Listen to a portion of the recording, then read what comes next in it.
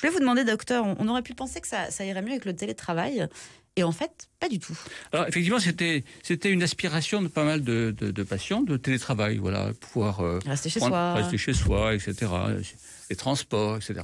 Le problème, c'est qu'il n'y a plus de transport, donc il n'y a plus de raison de commencer tôt, de commencer tard. Voilà, c'est l'envahissement total du travail chez soi. Alors, si vous êtes près de votre piscine, tout va bien. Mais si vous êtes dans votre maison avec votre mari qui télétravaille et les enfants qui vont pas à l'école, et là, ça devient terrible. Parce que il y a plein d'heures, il y a des calls qui sont qui prennent beaucoup de temps.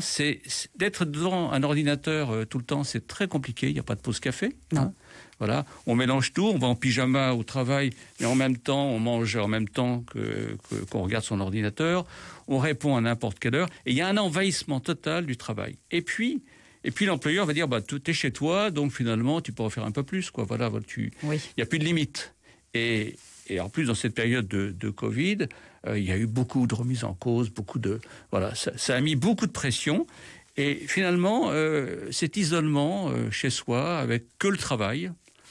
Je me rappelle d'une jeune patiente qui travaillait, puis après, à 19h, elle ne pouvait plus sortir parce qu'il n'y avait plus rien, elle se remettait au lit. Oui. Et puis le lendemain matin, elle retravaillait. Et il n'y avait que ça dans sa vie. Voilà, il n'y avait plus rien.